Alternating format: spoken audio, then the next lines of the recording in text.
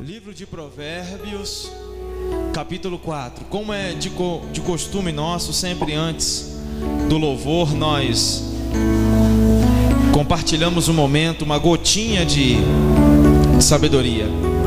Livro de Provérbios, capítulo 4. Abra sua Bíblia. Acharam? Amém? Amém? Glória a Deus. Quem não achou, eu espero um pouquinho. Não importam as circunstâncias, adorarei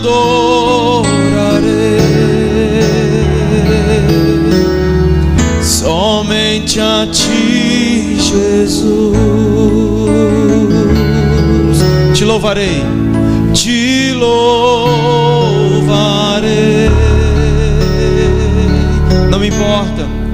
Não importam as circunstâncias, adorarei somente a Ti, Jesus.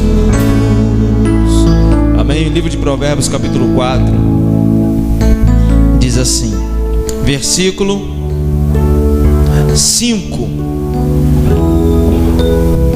4:5 diz assim: adquire a sabedoria, adquire a inteligência, e não te esqueças, nem te apartes das palavras da minha boca.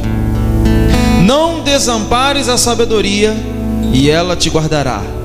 Ame-a, e ela te conservará. A sabedoria é a coisa principal. Adquire, pois, a sabedoria, sim, com tudo o que possuis, adquires o conhecimento. Exalta, e ela te exaltará, e abraçando-a tu, ela te honrará. Amém? Preste atenção. Repita aqui comigo no versículo 7. A sabedoria é a coisa principal. Adquire, pois, a sabedoria. Sim, com tudo que possui, adquire conhecimento. Amém? A palavra do Senhor diz que a sabedoria gosta de revidar. Veja bem, pode sentar.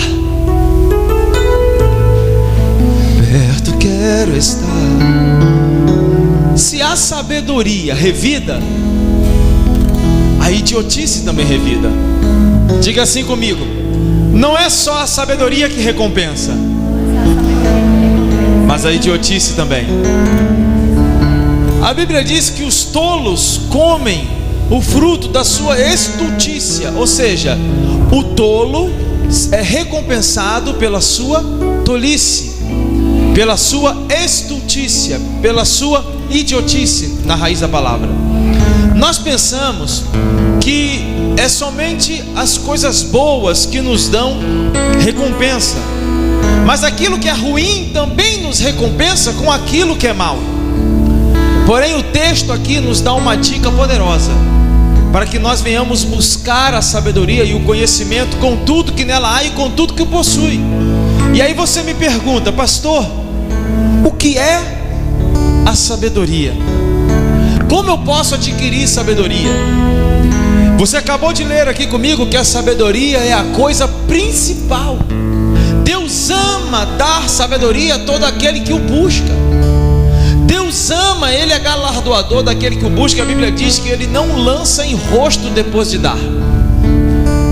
Sabe o que é sabedoria? A sabedoria é uma grande...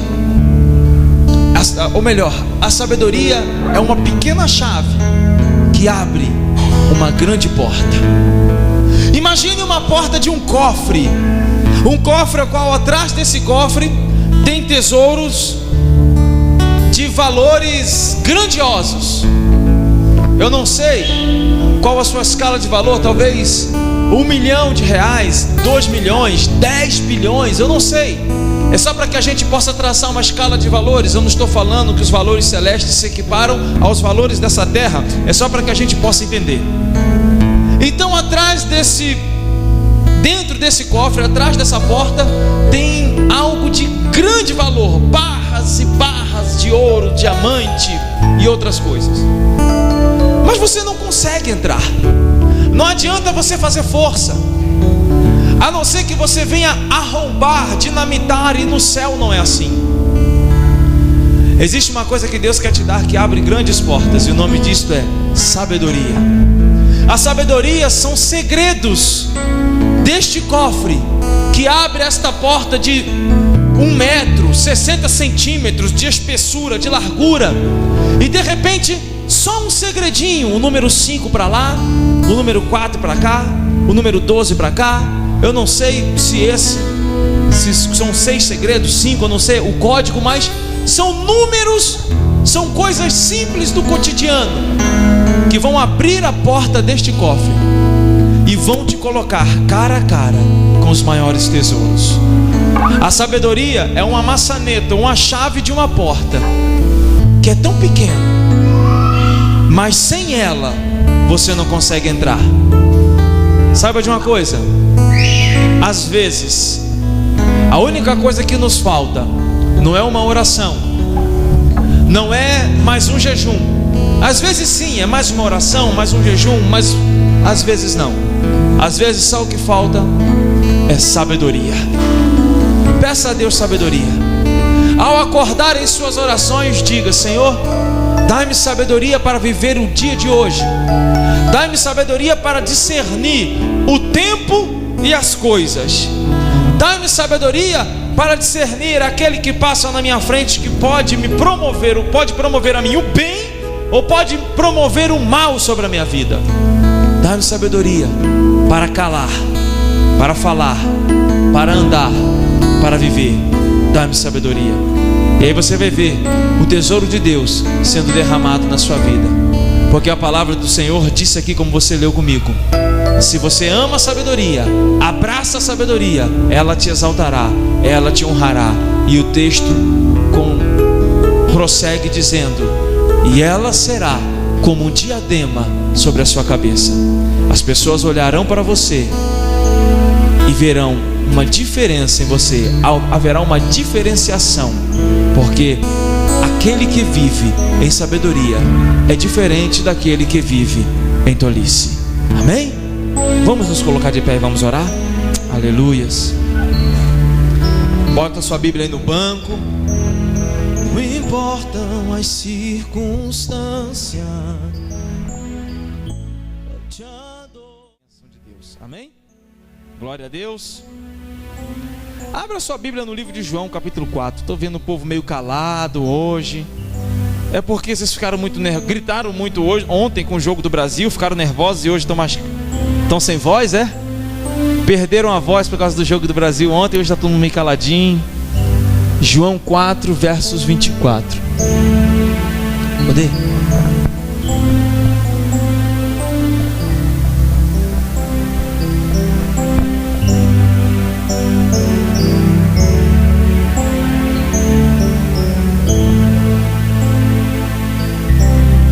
João 4, 24.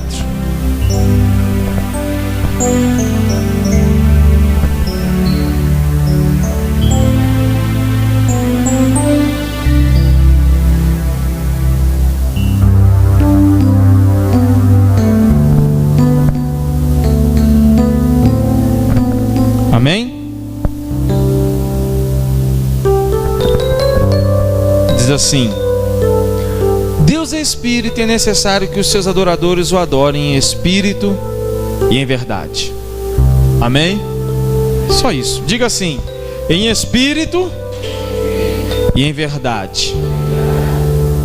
Sabe, muito nós temos ouvido sobre adorar a Deus em espírito e em verdade. Obrigado. Muito tem se falado, e essa palavra nós conhecemos como a palavra da mulher samaritana, como uma palavra que Deus lançou sobre a vida da mulher samaritana. Então, nós já ouvimos várias ministrações sobre isso. Eu mesmo já ministrei aqui sobre adorar em espírito, a diferença de adoração para louvor, e a gente pode falar mais disso em outro dia, ou em outra vertente, em outra inspiração. Mas existe algo que Deus quer falar conosco essa noite, que se chama comprometimento. Adoração, a palavra que nós conhecemos como adoração, você vai substituir por comprometimento. Diga assim, comprometimento. Diga assim, adoração é igual a comprometimento. Então, quando eu falar em comprometimento, você vai estar fazendo logo uma associação para a adoração. Cada vez que você lembrar dessa palavra adoração, você lembra de comprometimento. Cada vez que eu falar aqui sobre se comprometer, você vai se lembrar e vai dizer, vai pensar, vai associar a adoração. Porque é impossível um adorador não ser comprometido. E é impossível uma pessoa comprometida com Deus não ser um adorador. Adoração e comprometimento está ligado, são palavras intrínsecas, são palavras ligadas, são palavras viscerais umas com as outras, são palavras que não se descolam. Por isso, preste bastante atenção naquilo que Deus quer falar com você nessa noite. Não se distraia, não olhe para cima, não fique viajando. Você veio para ouvir a palavra do Senhor. Se a pessoa do seu lado quer conversar contigo, diz assim, olha, aqui não é lugar de conversar, aqui não é lugar de bater papo. No cinema a gente faz isso, aqui é lugar de ouvir a palavra de Deus. Amém? Sabe por quê? Porque nós vamos no cinema e a pessoa fala com a gente, a paz, amados. Amém? Glória a Deus. É para deixar o cartaz? Bem, eu estou na introdução da mensagem, dá para falar aqui rapidinho. Pode vir aqui. Amém? Glória a Deus. Esse é o nosso amado irmão Luciano Cavalcante. Amém? Fala rapidinho, estou na introdução. Graça e paz, amados, amém? Eu vim aqui hoje convidar os irmãos para um retiro de férias que a gente vai ter do Ministério Chamar, que é agora no próximo dia 5, inicia dia 5, é dia 5 e 6, que é um sábado, às 15 horas. E teremos a pastora Gisele, o pastor Leandro, a diaconisa Daniele, eu estarei lá também. Duas bandas, a banda Kairos e a banda Holy. E lá a gente vai buscar a face de Deus, a gente vai orar ao Senhor, a gente vai buscar Deus de uma forma intensa, né? E a gente convida todos os jovens, até 150 anos pode ir. Amém? Então são apenas 50 vagas, R$15. Café da manhã, almoço e janta por conta, Wi-Fi, piscina e aí vai. Amém? Eu tenho o prazer de ter vocês conosco. Que Deus abençoe a todos. Glória a Deus. Amém. Obrigado, irmão. Eu vou continuar avisando. Hoje faltou bastante gente. E a gente continuar botando no Facebook. E vou pendurar ali no mural. Deixa aqui para depois pendurar. E o pessoal procura. O telefone está aqui, tudo certinho. Pronto. Aí tá bom. De nada. Deus abençoe, irmão. Amém. Glória a Deus. Então, voltando aqui. Quando nós vamos ao cinema, se a pessoa fala conosco no cinema, a gente diz assim, perdi o filme, porque no cinema você não pode voltar. Não é assim? Você não está no DVD e muito menos na fita cassete. Ainda bem. Tem gente aqui que nem sabe o que é um videocassete. Tão novo, né, que é. Videocassete já para mais de 15 anos. Acho que ninguém usa videocassete. Mas você não pode ficar voltando. Aí você fica ali vidrado.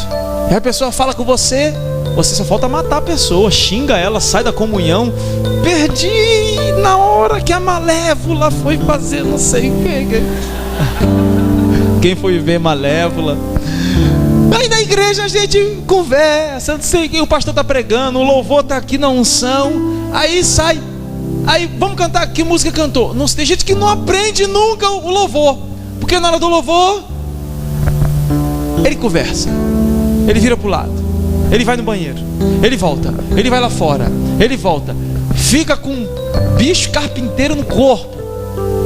E aí, sabe que essa expressão bicho carpinteiro ela provém de bicho no corpo inteiro. Parece que a pessoa tem bicho no corpo inteiro. Só que fica muito difícil falar bicho no corpo inteiro, bicho no corpo, bicho carpinteiro. Daí surgiu a expressão bicho carpinteiro. Então a pessoa parece que tem bicho carpinteiro no corpo, não para na cadeira, levanta, vai. Na hora da palavra a mesma coisa. Então diga assim, fica quietinho aí, assiste a palavra, amém? E não converse comigo. Glória a Deus. Então, como podemos ser comprometidos com Deus? Bom, comprometimento é algo tremendo e recompensador. Deus tem sempre recompensas para todo aquele que o busca em espírito e em verdade. Deus não tem filhos prediletos. Um não é abençoado mais porque Deus ama mais, e outro é abençoado menos porque Deus ama menos. Deus não tem filhos prediletos. Deus tem filhos que o buscam com maior intensidade. Deus ama a todos, mas Ele confia em poucos. Pastor, então Deus faz acepção de pessoas? Deus não faz acepção de pessoas. Somos nós que fazemos acepção daquilo que queremos receber de Deus ou não queremos receber. Como que Deus confia em poucos? Olha, a palavra do Senhor diz que os segredos do Senhor são para aqueles que o temem. Os segredos. Você conta segredo para qualquer um? Você conta segredo para quem? Para quem? Vamos lá, o povo está sem voz. Para os seus melhores amigos, para as pessoas que você confia, para o seu discipulador. Para quem que você conta segredo? Para a pessoa que você confia. A Bíblia diz que os segredos do Senhor são para aqueles que o temem. Por isso que você vai ver pessoas vivendo na superfície da palavra, com uma revelação normal da palavra, algo que anda na primeira camada do Evangelho, e outras pessoas que mergulharam tão fundo, com tanta intensidade, que tem tantos segredos, que há tantas revelações de Deus, que ele parece um poço de revelação. Por quê? Porque busca mais, porque confia mais, porque teme a mais. E a palavra do Senhor diz que os segredos do Senhor são para aqueles que o temem, são para os comprometidos. Não são para aqueles que olham para as suas dificuldades e dizem: não posso, não consigo, não vou, está difícil. Mas são para aqueles que olham para as suas dificuldades e dizem: dificuldade você pode ser até grande, mas eu tenho um Deus que é maior do que você. E ele vai à frente, ele avança, ele segue adiante. O comprometido é aquela história do ovo, da galinha, do porco e do bacon. Você conhece? Não. A galinha, ela não é comprometida com você. A galinha é envolvida com você. A galinha é envolvida, a galinha chega. O melhor da galinha não é a galinha, é a proteína que o ovo dá. O ovo tem tanta proteína, sais minerais, tem tanta substância nutritiva boa. E a galinha chega e ela coloca o ovo e você fica feliz. A galinha está envolvida, ela chega: olha, todo dia eu vou colocar um ovo para você comer. E a galinha faz lá um esforço, né? Pá! Aí coloca o ovo. Porque deve doer esse negócio. Aí coloca o ovo. Eu não sou galinha, mas deve doer. Aí coloca o ovo e tum! E ela está envolvida com a sua refeição. Mas o porco não. O porco, ele diz assim: eu vou alimentar você. O porco corta a perna fora e te dá o pernil. O porco volta para casa de amuleta, sem um pedaço, porque o porco, ele não está envolvido. O porco é comprometido. O porco morre para você se alimentar. A galinha coloca um ovo para você se alimentar. O envolvido é aquele que anda na superfície. Não, pastor, precisar de mim, tá aqui, eu estou aqui. Precisar de mim, tô aqui. Mas você liga para ele, ele nunca pode. Mas o que precisar de mim, eu estou aqui. Meu irmão, vamos evangelizar. Pastor, estou cansado, trabalhei a semana inteira. Semana que vem. Não, irmão, pastor, eu estou com um princípio de pneumonia, não sei o que, um de fruço, não sei o que e tal. E na outra semana, e vamos fazer um negócio. Não, mas deixa para a semana que vem, pastor. Esse é o envolvido. Mas na igreja ele quer fazer. Ele quer fazer. Irmão, preciso de você. Escala de oração. 48 horas de oração, ou 24 horas de oração. 48 pessoas orando 30 minutos. Pastor, o senhor quer me matar? 30 minutos orando. Irmão, se você não consegue ficar 30 minutos orando, misericórdia da sua vida. É o envolvido. Mas aí se tiver a noite do pagode gospel na igreja, vamos fazer a noite do pagode gospel, vamos enfeitar então uma noite temática como a gente sempre faz, e graças a Deus sempre deu certo, tem sido uma bênção. Meu irmão, é a primeira pessoa a chegar aí, ele quer estar envolvido, ele quer o pagode. Aí, pastor, como é que é? E tal, Jesus é bom demais, só no sapatinho e tal. É o envolvido, mas não é comprometido. O envolvido cobra. Pastor não vem me visitar. O meu líder de célula não vem me visitar. O evangelista tal não vem me visitar. O pastor não orou por mim no dia do meu aniversário. Ele quer o envolvimento, mas não quer o comprometimento. Você vai fazer essa pergunta: você é envolvido ou comprometido? Os segredos do Senhor são para os comprometidos. Deus busca. A palavra do Senhor que nós lemos em João 4 é: Deus procura os adoradores que adorem em espírito e em verdade. Sabe o que é espírito e verdade? São os comprometidos. São aqueles que se comprometem com Ele, com a palavra dEle. São aqueles que mesmo em circunstâncias difíceis, eles podem até não estar gargalhando, mas eles têm sempre uma palavra de Deus para a sua vida. São aqueles que as coisas podem estar indo de mal a pior, ele dentro de si, ainda sabendo que no final daquele dia a notícia pode não ser boa, ele não perde a sua fé em Deus. Comprometido. Primeiro, comprometimento. Eu sou comprometido com Deus quando eu tenho uma vida de oração regrada e espontânea. Eu não consigo ver uma pessoa que seja comprometida com Deus que não tem uma vida de oração regrada e espontânea. Por que minha vida de oração tem que ser regrada e espontânea? Porque a minha vida de oração não pode ser contida. Ela não pode ser baseada apenas na regra, mas também não pode ser baseada apenas na espontaneidade. Porque se eu me baseio na regra, eu faço a oração somente quando o quê? Somente quando a agenda mandar. Se é aquela pessoa que diz: pastor, todos os dias às 5 horas da tarde eu posso estar onde eu estiver, eu paro para orar.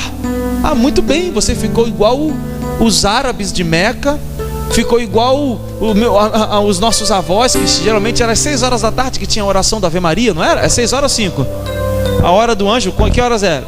6 horas. Então 6 horas. Não importa o que você fez durante o dia. Se você xingou, se naquela hora você estava brigando, você estava matando, deu 6 horas, salvo pela oração. Depois eu te mato. Deu volta aqui, vou orar. É assim.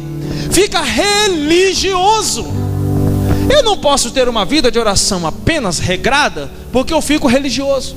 E eu não posso ter uma vida de oração apenas na espontaneidade, porque senão eu faço somente quando me dá vontade.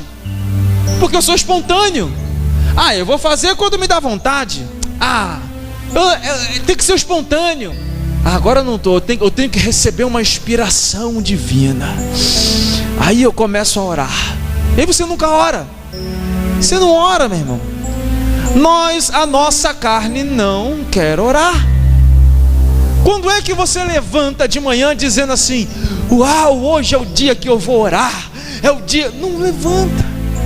Agora, se tiver um churrasco de dia, se for para um clube, ou se tiver uma cachoeira, eu não sei, um parque aquático, é o dia que vai todo mundo para o parque aquático. Tem gente que nem dorme, tem gente que fica acordada. Eu não quero dormir, que é para não perder a hora. Ai meu Deus, o ônibus vai passar a tal hora.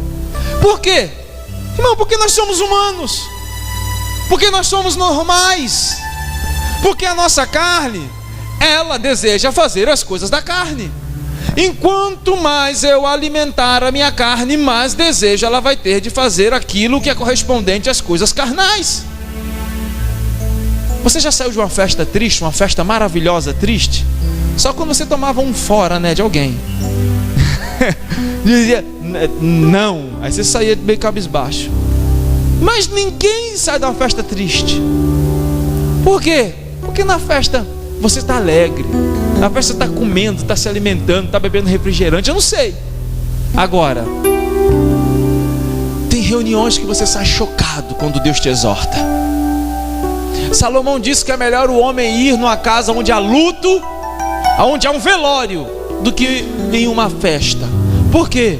Porque no velório ele sai sabendo o fim de todos os homens, o fim de todo mortal. De um velório ele sabe, aqui está um caixão, aqui está uma pessoa vestindo esse paletó de madeira, e eu não sei quando vai ser a minha vez, a fila anda, pode ser que seja amanhã, depois, eu não sei, o que vai ser de mim? Será que eu estou bem com Deus? Será que eu estou buscando a Deus, para quando estiver nessa situação que essa pessoa está, eu vou ter o meu encontro com Deus, ou vou ter o meu encontro com o inimigo de nossas almas? Por isso que Salomão diz que é melhor um homem ir a uma casa onde há luto do que em uma festa, porque ele sai de uma festa querendo mais festa, mas ninguém sai de um velório doido para ir em outro velório. Quem é que sai? Que tem essa curiosidade mórbida? Ninguém. Vida de oração, diga assim comigo: é impossível ser comprometido com Deus sem vida de oração. Você não pode ser comprometido sem ter uma vida de oração.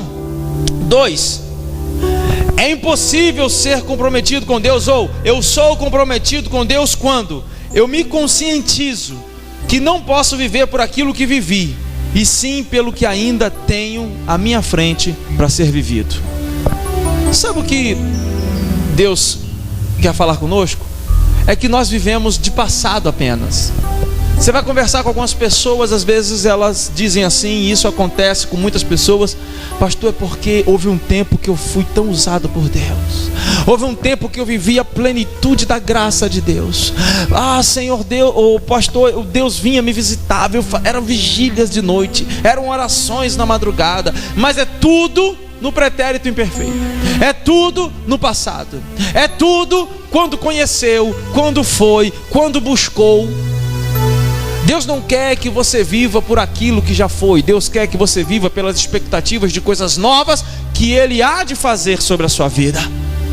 Então nós ficamos buscando, não nos conscientizamos que podemos viver por aquilo que Deus ainda tem, mas nos gabamos, nos gabaritamos, nos encostamos em algo que Deus já fez.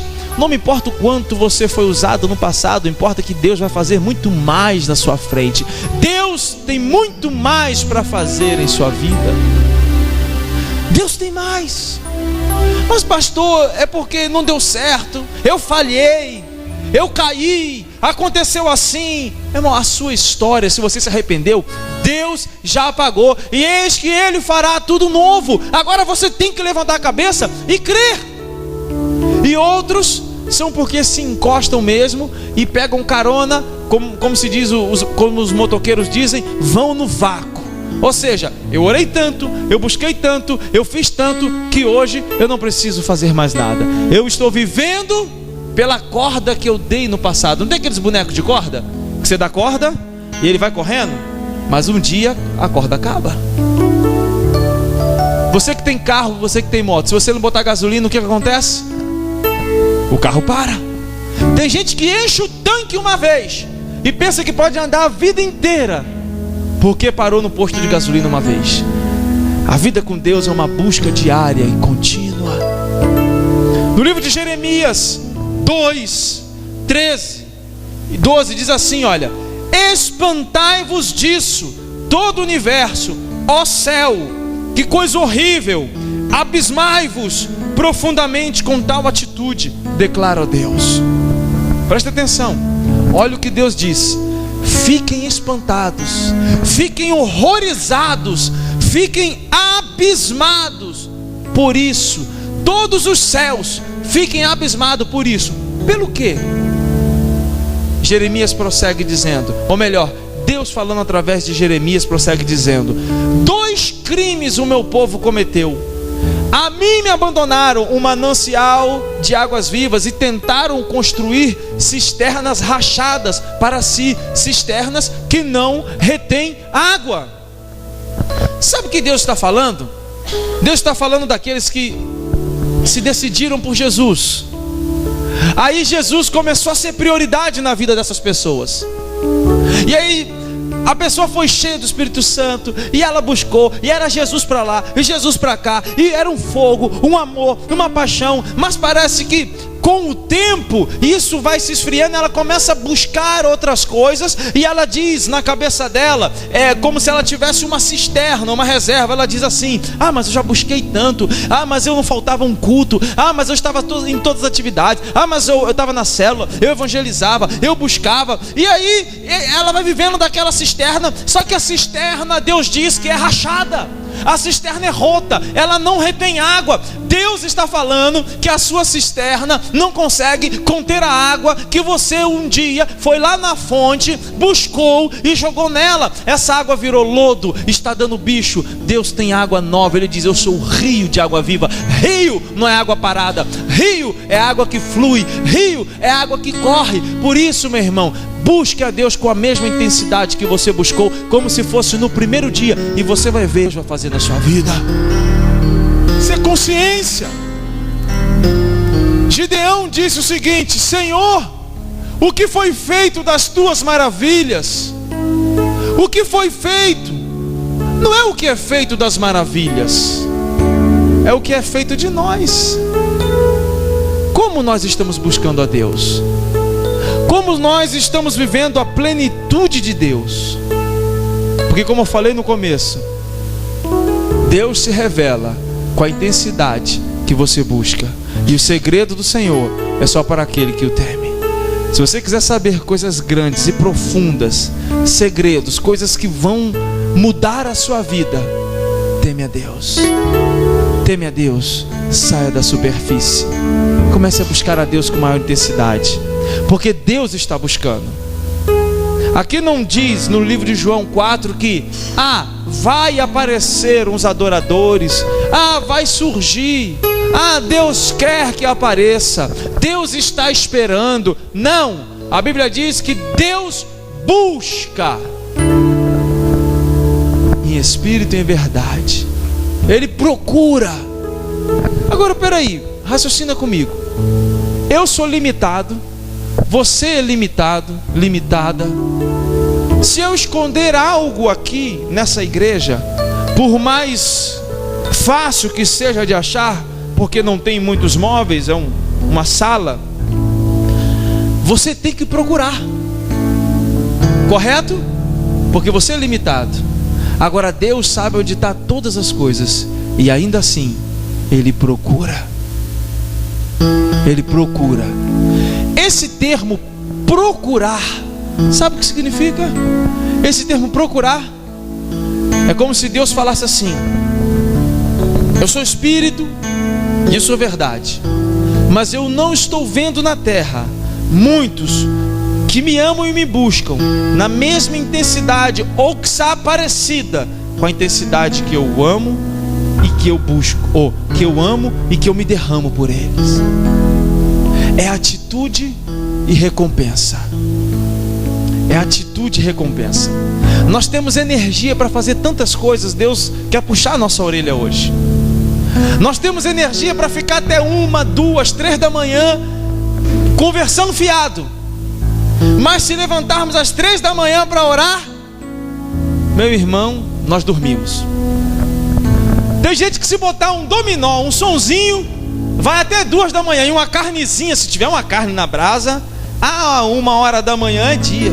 E na verdade é mesmo, né? Porque já está começando, passou de meia-noite, já é dia. Mas, irmão, vamos fazer uma vigília? Vamos. 1 hora da manhã, a pessoa está assim: te louvarei, não me importa o travesseiro. E a pessoa vai: não, as circunstâncias. E aí revela o nosso amor por Deus. Revela. Nós ficamos em uma fila. Eu já vi gente na Copa, não digo nada, mas em show na época do Justin Bieber, Madonna, quando veio ao Brasil, teve gente que chegou 15 dias antes. 15 dias antes. Se o show fosse cancelado, tá lá o palhaço 15 dias antes em pé, para não perder o lugar, para ser o primeiro a entrar. 15 dias antes. E na igreja? Na igreja chega a hora que desce, tiver lugar e tá tudo bem. tudo certo. Vai ouvir a palavra, tem um louvor ainda, tem oração e e chega a hora que dá. Amados, nós precisamos mudar e muito para receber aquilo que Deus tem para nos dar. Nosso comprometimento é nas mínimas coisas.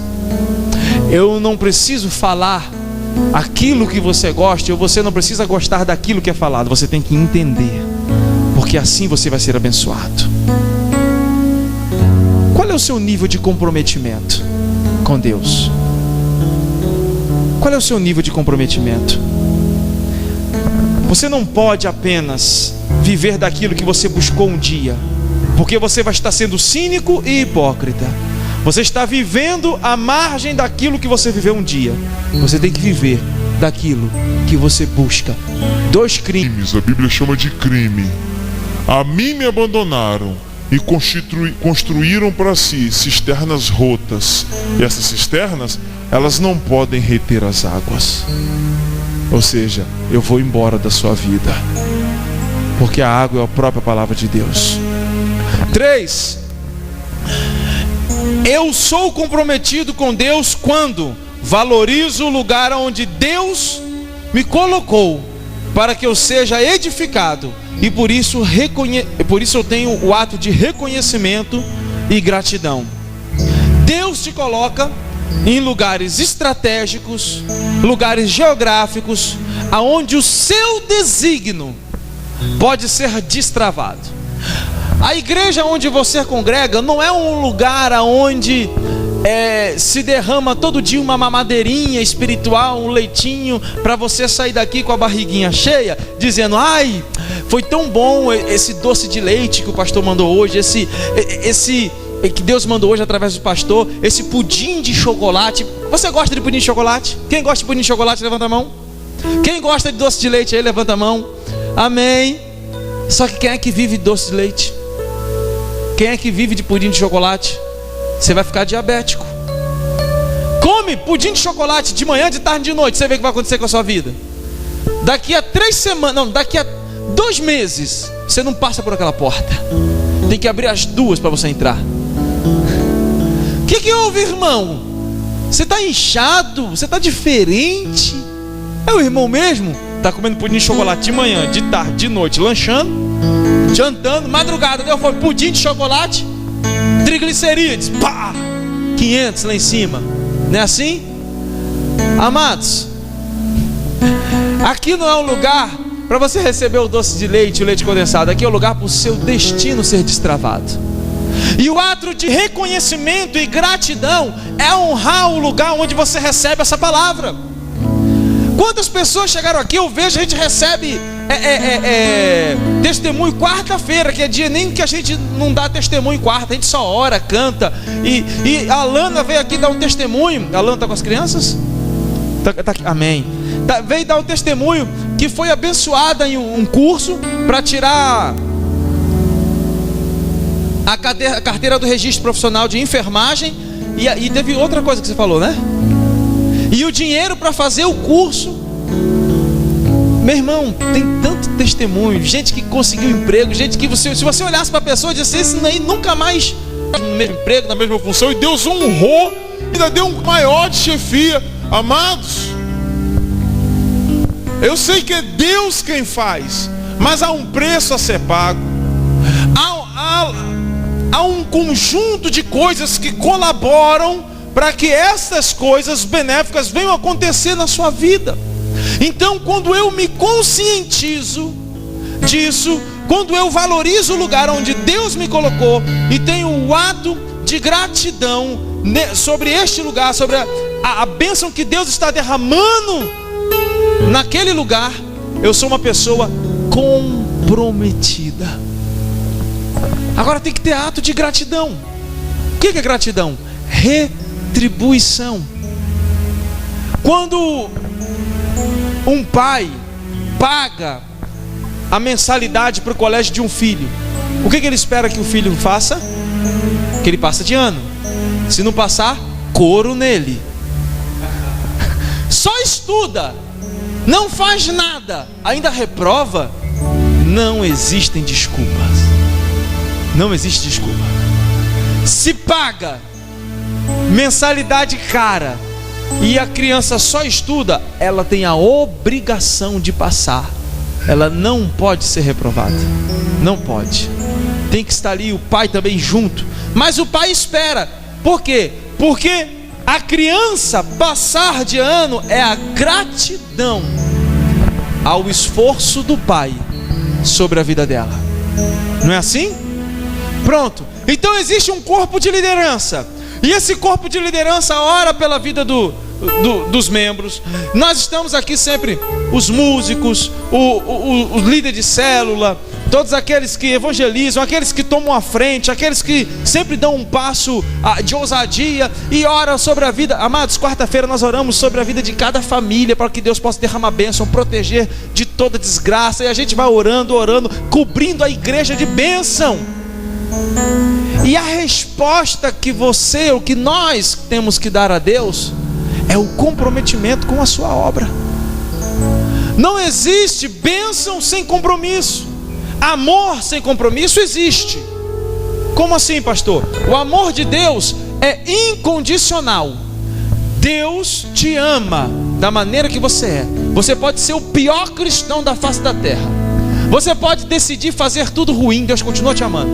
Você pode ouvir essa palavra aqui e sair lá fora dizendo: eu não acredito em nada disso. Essa semana eu não quero nem saber quem fez aniversário, eu quero beber. E aí você enche a cara. Você pode fazer, a vida é sua. Você faz o que você quiser da sua vida e Deus continua te amando. Mas as promessas do Senhor são condicionais. Há sempre um sim para a promessa de Deus. A promessa do Senhor depende da sua atitude. O amor de Deus é unilateral. Ele te ama a despeito de quem você é. E por mais contraditório que possa parecer, a pior parte de Deus é que Ele é bom. Como é, pastor? A pior coisa de Deus é que Ele é bom. Como é isso, pastor? Deixa eu explicar para você. Deus é tão bom, Deus é tão bom, que Ele retribui a sua bondade segundo a bondade dEle, e Ele retribui a sua maldade segundo a sua justiça. Deus é tão bom, tão justo, que Ele permite você plantar o que você quiser, mas Ele é tão bom e tão justo que Ele permite você colher tudo aquilo que você plantou. Portanto, se Deus não fosse bom, seria até bom para a gente. Sabe por quê? Porque Deus seria injusto. Imagine um juiz que de repente chega no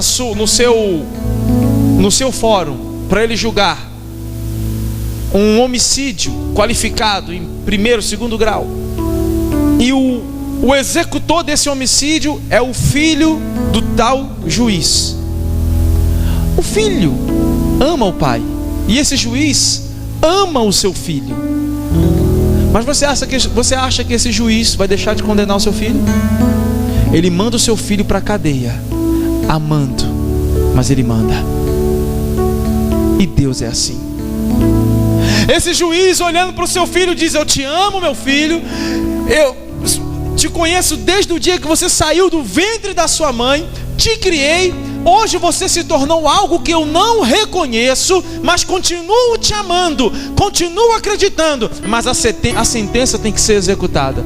Culpado. Por isso que eu disse que a pior coisa de Deus, a sua pior parte, é a sua bondade. É a sua bondade. Porque a sua bondade está atrelada à sua justiça. E se Deus fosse injusto, Ele chamaria o ímpio para Ele. E o ímpio estando com Ele, Deus seria pecador. Mas porque a Bíblia diz que Ele não tem parte com o pecado. Ele é tão bom que te deixa plantar o que você quiser, e tão justo que permite colher tudo aquilo que você plantou. Quando eu tenho esse ato de valorizar o lugar onde eu estou,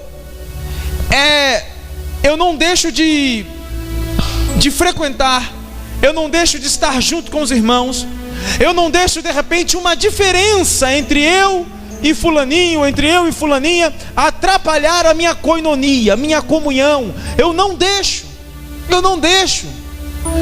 Por que eu faço comparações quando nós éramos do mundo e quando nós somos de Deus? Porque quando nós éramos mundanos, nós passávamos por cima dessas coisas.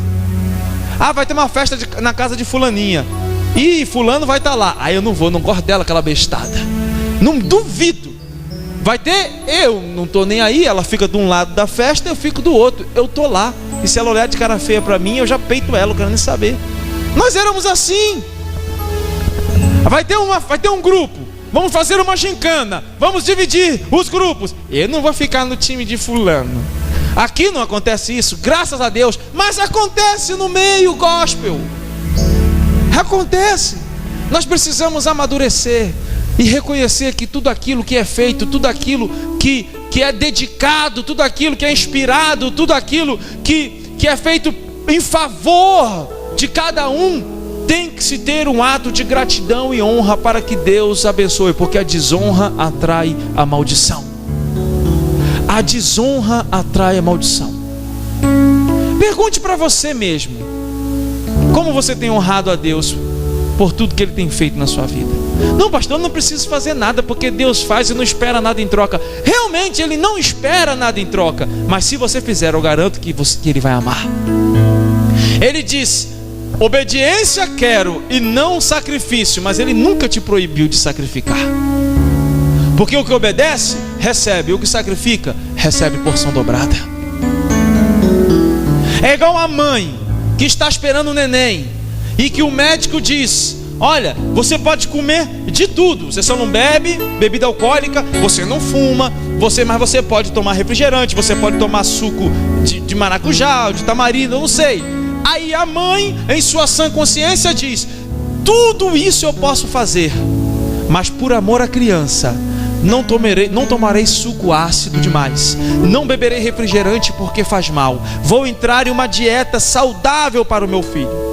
Ela pode fazer tudo isso e a criança nascer saudável, mas ela se abstém. Não é preciso, mas ela decide fazer por amor. E a nossa vida com Deus é dessa mesma maneira. Eu posso fazer isso, eu posso fazer aquilo, eu posso fazer tudo o que eu quiser fazer, mas decido não fazer por amor. E eu não estou falando de pecado, porque pecado não preciso nem falar aqui. Eu não estou falando de pecado. Amados, são coisas que nós temos que superar, são coisas que nós temos que passar por cima para honrar a Deus. Tem dia que você vai estar cansado, sim. Tem dia que você vai estar só o quimba, só como é que eu aprendi essa semana uma palavra que fala aqui? A réstia. Falaram ontem lá que é o tem dia que você está só, como é que é o nome? Não é resto não, réstia é o reflexo, né? Tem dia que você está só a réstia, só o reflexo. Tem dia que você está só o reflexo. A pessoa olha e vê que você não é você. Você está em pé, mas o espírito já está na cama, cansado. A sua mente está cheia de problema, sua enxaqueca. Mas, amados, o lugar onde Deus quer te abençoar é aqui, aonde você vai receber uma oração. O lugar de doente é onde? É em casa ou no hospital? Pois aqui o hospital não é uma maternidade. Se nasce filhos, sim, logicamente, aqui é um útero gestacional onde filhos são gerados para o Senhor. Mas o alimento, conforme a criança vai crescendo, ele vai se tornando mais sólido. Amados, é um hospital aonde o enfermo é curado, aonde de repente há uma opressão sobre a sua vida e você não sabe, pastor, eu estava tão bem, daqui a pouco veio um quebrante, entendeu? Agora eu fui fundo. Não, pastor, me deu uma moleza, negócio. Meu irmão, você pensa que o inimigo está feliz com você aqui na igreja? Eu fico olhando essas pessoas que ficam endemoniadas na igreja, vivem endemoniadas na igreja, são o que eu chamo de demônios. Existem demônios que são tão espertos, que jamais eles vão se manifestar num culto. Por quê? Porque o demônio do culto é o suicida. É o demônio suicida, ele sabe que vai sair, sabe que vai ter que voltar para o inferno, então ele se manifesta no culto. É o demônio burro. Porque os mais poderosos, veja bem, olha na Bíblia e vê, me mostra, de Gênesis a Apocalipse, algum demônio que se manifestou dentro da sinagoga quando Jesus estava pregando. Me mostra. E detalhe, na rua, quando Jesus chegou, o endemoniado de Gadareno já estava endemoniado. Jesus foi até ele. Os verdadeiros oprimidos, eles não têm força para sair de casa. São aqueles que nós vamos lá, buscamos, oramos, e eles têm força. Aí eles recebem força para estar. Os verdadeiros oprimidos, eles não conseguem levantar da cama, estão deprimidos, estão com síndrome do pânico, eles têm medo até de respirar, têm medo de comer, têm medo de tudo. Os verdadeiros oprimidos não são essas manifestações de Araque que passam na Rede Record de televisão. Os verdadeiros oprimidos estão dentro de casa, e são esses que nós temos que buscar. São esses, os verdadeiros oprimidos. Parece uma contradição, é que a gente não pensa. Imagina o demônio chegando assim: Satanás, eu vou levar tal pessoa no culto hoje para ela ouvir a palavra, porque eu preciso sair do corpo dela, que ela precisa se libertar. Imagina. Não existe isso. É só questão de parar para pensar.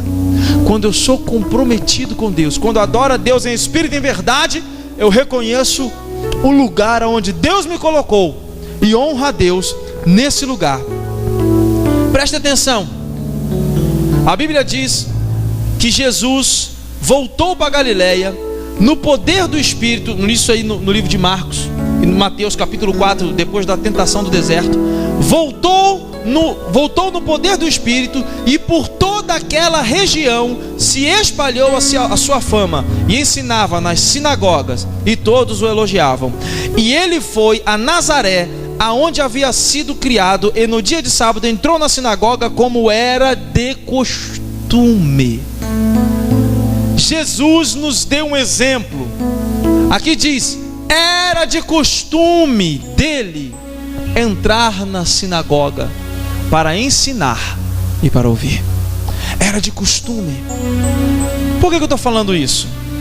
Porque às vezes eu encontro com pessoas, as pessoas dizem assim: pastor, mas aí eu ouço aqui na televisão, aqui tem a internet, tem YouTube, se eu perder a pregação aí na segunda eu pego no YouTube, aí tem. Amados, há uma unção que se manifesta aqui e que não vai se repetir nunca mais, porque é algo definido, para um momento definido, para um lugar definido, em uma hora definida. É o que a gente chama de momento rema. Por mais que teologicamente logos e rema na sua raiz não tenha dissipação, a diferenciação, e sim uma igualdade, mas há um momento em especial aqui que quem viveu, viveu, e quem não viveu vai ter que esperar, sei lá, quando Deus quiser se manifestar de novo para poder viver. Então valorize cada domingo, cada quarta-feira, cada reunião, cada evento. Participe, porque é algo que Deus tem para a sua vida. Tem gente que entra em uma sala de emprego e diz assim: é porque eu estou precisando de um emprego. Você não está precisando de um emprego, aquela empresa é que precisa de você. Esse é o espírito que você tem que ir lá, né? Mendigando. É porque se você me empregar, eu posso beneficiar a sua empresa em quê? Porque eu posso beneficiar. É desse jeito. Agora você chega: eu estou precisando. Não, nós não estamos precisando de uma pessoa assim. Nós estamos precisando de uma pessoa que leve. Porque toda empresa quer crescer, toda empresa quer lucrar, toda empresa quer explodir, e toda empresa precisa de alguém com ideias mirabolantes que façam isso. Agora, se você chegar lá como mais um, você não vai sair do lugar. Agora, se você chegar lá com um diferencial, você vai ser honrado. No reino de Deus, você quer ser mais um, ou quer ser o diferenciado? Também acontece no reino de Deus. No reino de Deus, você quer ser mais um no meio da multidão? Ou você quer ser aquele que Deus vai te usar poderosamente? Eu não estou falando que é para ir para a televisão. Meu irmão, os maiores homens de Deus não estão na mídia. Os maiores homens de Deus não estão com os holofotes para ele. Tem muito adorador, tem muito cantor, tem muita gente que canta que ninguém nunca ouviu falar, e quando chegar lá em cima vai receber um galardão tão grande. Eu não estou falando mal daqueles que estão na mídia. Eu estou falando que nem todo aquele que está na mídia pode ser comparado à sua glória midiática terrena com a sua glória espiritual, porque os maiores frutos não ficam na frente de casa, ficam no quintal de trás. Você pode botar na frente da casa as flores, mas a goiabeira, a mangueira fica lá no terreno da chácara atrás, que é para a família se alimentar. Nem tudo que brilha como diz o ditado, nem tudo que brilha é ouro, e nem tudo que está lá em cima.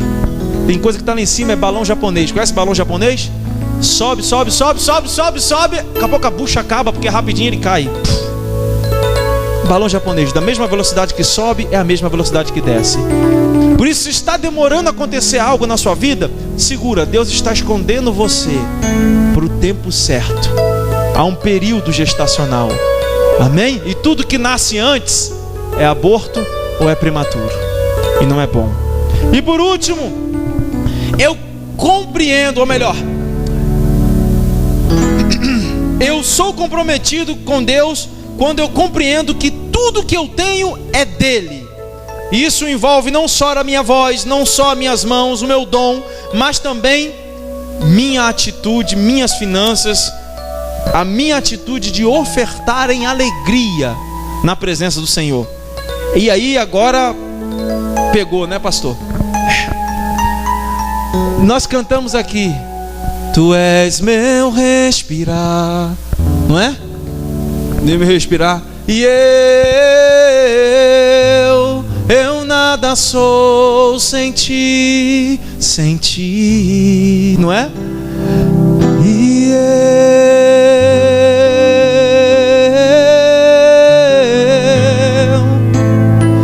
perdido estou sem ti.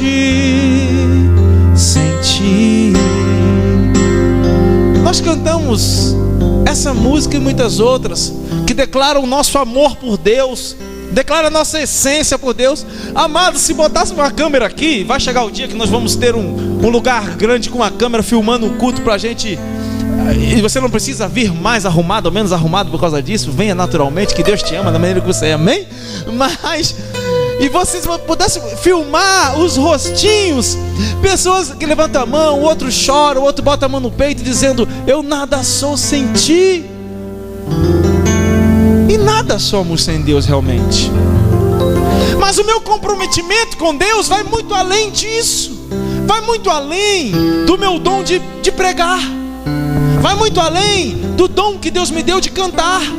Vai muito além do dom que Deus me deu de chegar aqui na frente e executar uma homilia perfeita, ou ajudar o pobre, o necessitado. Vai muito além do que eu tocar um instrumento. Vai muito além disso. A minha adoração, o meu comprometimento tem que estar acima disso. Nós gostamos muito de adorar a Deus em espírito apenas. Por que espírito? Porque em espírito ninguém pode ver. Quem vê o espírito vê um fantasma. Lembra? Os discípulos no barco, eis que é um fantasma, e ficaram atemorizados. Quem você está vendo?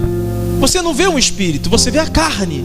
O meu comprometimento com Deus requer tudo aquilo que eu sou e tudo aquilo que eu tenho. Tudo aquilo que eu tenho. Nós somos muito, muito bons em adorar a Deus com os nossos dons, mas Deus quer mais. No livro de 2 Samuel, capítulo 24, do versículo 18 em diante, conta a história do rei Araúna e o Davi. E ele oferece algumas coisas a Davi de graça. eira de boi, arado e mais algumas coisas, para que Davi pudesse oferecer sacrifício a Deus. Sabe o que Davi faz? Davi recusa. Davi diz: eu vou comprar. Como é? Eu estou te dando de graça. Está aqui, você oferece a Deus isso, é tudo seu. Davi disse: eu não quero de graça, eu só quero se for comprado. E Davi ofereceu 50 ciclos de prata e queimou os bois e sacrificou a Deus, e Deus se agradou de Davi. Hoje isso equivale a 21 mil reais, mais ou menos. Davi, e a frase que me chamou a atenção nesse texto é que Davi disse: não oferecerei a Deus nada que não me custe. Olha o que Davi diz: eu não quero de graça, porque de graça não me custa nada. Eu não vou oferecer a Deus algo que não me custou nada. Eu não vou ter essa cara de pau. Quanto você quer? 50 ciclos de prata, porque não oferecerei a Deus nada que não me custe.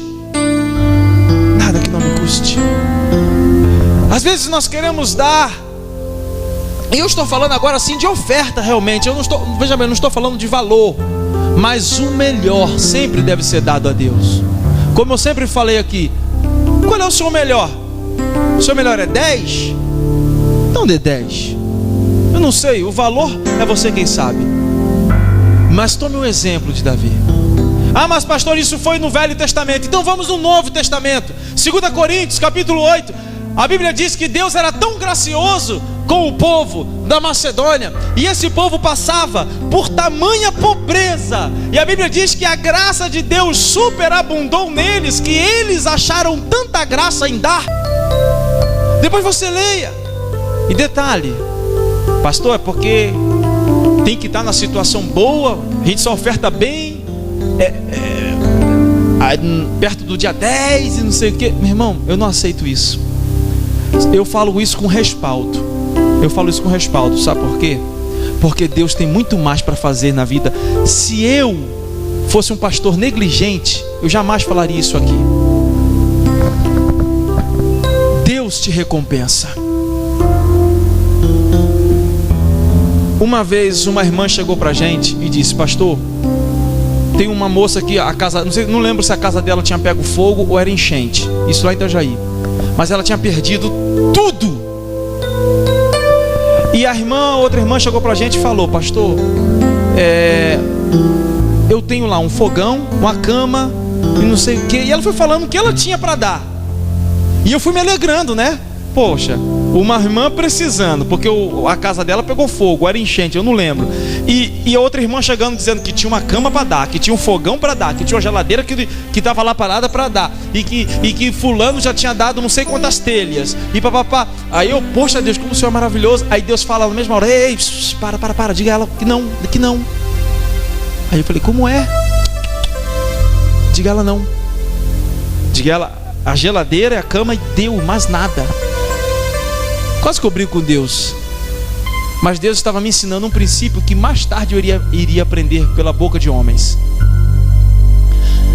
Quando somente eu dou e eu faço, somente eu estou sendo abençoado e estou privando os outros de receberem a bênção. Se o Kleber tivesse precisando de toda a mobília da casa dele, se de repente tivesse acontecido um desastre, você tá? Tá pedindo, aproveita para pedir, olha. Se tivesse acontecido um desastre natural, e aí se levanta o Hélio e diz: não se preocupa não, que eu vou dar tudo. Sabe por que ele disse amém? Porque ele entende que se ele der, ele vai receber tanto de Deus, ele vai ser tão abençoado por Deus. Mas aí, se ele der tudo, ele priva outros de receberem a bênção. Uma vez eu tomando uma Coca-Cola com um amigo meu judeu, e quando eu fui pagar, quase que ele me matou. Eu falei: não, eu vou pagar. Ele: não, você... Era a primeira vez que a gente saía. Ele: eu vou pagar. Ele: não, você não paga, senão nunca mais eu tomo refrigerante com você. Aí eu falei assim: por que você não quer deixar eu pagar? Ele: porque se eu quero ser abençoado, e se eu não pagar, você está retendo a bênção de Deus sobre a minha vida. Então, a próxima você paga, mas primeiro eu pago, porque eu estou precisando mais do que você. Olha a lógica, ele paga porque está precisando. A nossa lógica é invertida, eu não vou pagar porque estou sem dinheiro. A nossa lógica é invertida, eu não vou ofertar porque eu estou sem dinheiro. A nossa lógica é invertida, tal dia eu oferto, tal dia não, porque eu não sei se meu salário vai atrasar, e aí eu vou perdendo a fé. Quando eu deixo de dizimar, quando eu deixo de ofertar, eu estou dizendo: o meu Deus não é Deus para prover tudo aquilo que eu penso faltar. Logo, se o meu Deus não é Deus para prover, o meu Deus virou um dinheiro. Então eu troco Deus pelo dinheiro, porque eu confio mais no dinheiro do que em Deus. É simples o que eu estou falando aqui, não tem nada de complicado. O meu comprometimento com Deus vai pela graça. Se a graça é em favor imerecido, quando eu recebo, eu dou, agraciado por Deus também. Quanto nós somos comprometidos com Deus? Qual é o nosso comprometimento? Se coloque de pé.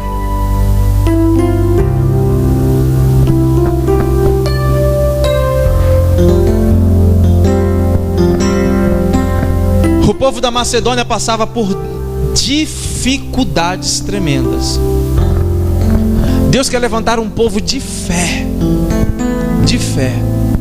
E a minha oração hoje, primeiro, é sobre enfermidades. Depois, fé.